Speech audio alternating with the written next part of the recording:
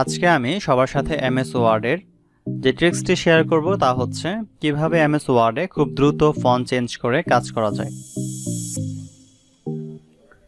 Normally আমরা যখন কোনো কাজ করি আমাদের বাংলা লেখার প্রয়োজন পড়ে, একইভাবে হচ্ছে আমাদের ইংরেজি লেখার প্রয়োজন পড়ে। তো এই ক্ষেত্রে আমরা বাংলা লেখার পরে যখন ইংরেজি লিখতে যাই তখন কিন্তু আমাদেরকে নরমালি হচ্ছে এখান থেকে গিয়ে ফন্টগুলো চেঞ্জ করে নিতে হয়। আবার যখন আমরা বাংলা থেকে ইংরেজি থেকে বাংলায় লিখতে চাই তখন আমাদের আবারও এখানে ক্লিক করে আমাদের ফন্ট চেঞ্জ করে নিতে হয়।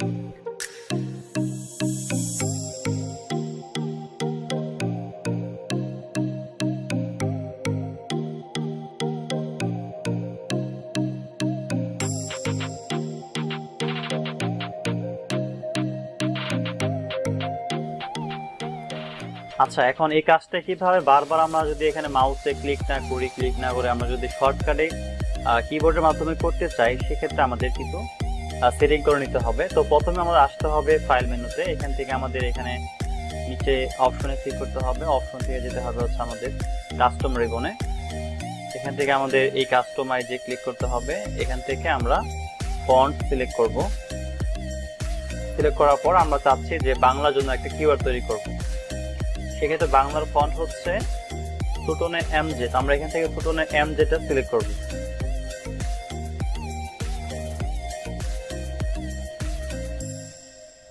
ওকে, তো বাংলার জন্য আমি কিওয়ার্ড নিব হচ্ছে Ctrl+1। যখনই আমরা কন্ট্রোল দিয়ে 1 চেপে ধরবো কিওয়ার্ডে তখনই আমাদের ফন্ট অটোমেটিক্যালি বাংলা পরিণত হয়ে যাবে। তো এখান থেকে আমরা অ্যাসাইনে ক্লিক করব।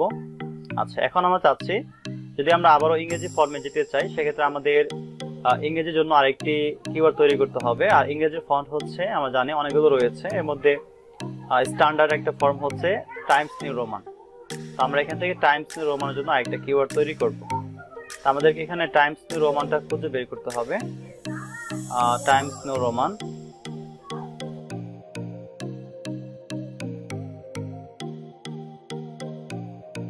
এখান থেকে আমরা টাইমস নিউ রোমান সিলেক্ট করার পরে আমরা এখানে এটার জন্য একটা কিওয়ার্ড তৈরি করব Ctrl+2। যখনই আমরা Ctrl+2 তে একসাথে চেপে ধরবো কিওয়ার্ডের মধ্যে তখনই আমাদের অটোমেটিক্যালি ফন্ট চেঞ্জ হয়ে ইংরেজি ফর্মে চলে আসবে। এটা আমরা এখানে অ্যাসাইন ক্লিক করব। ওকে, এখন আমরা আমাদের কিবোর্ডের মাধ্যমে ওই শর্টকাটসগুলো যেগুলো আমরা ক্রিয়েট করলাম সেগুলো আমরা ব্যবহার করে আমরা খুব দ্রুত ফন্ট চেঞ্জ করে নিতে পারবো।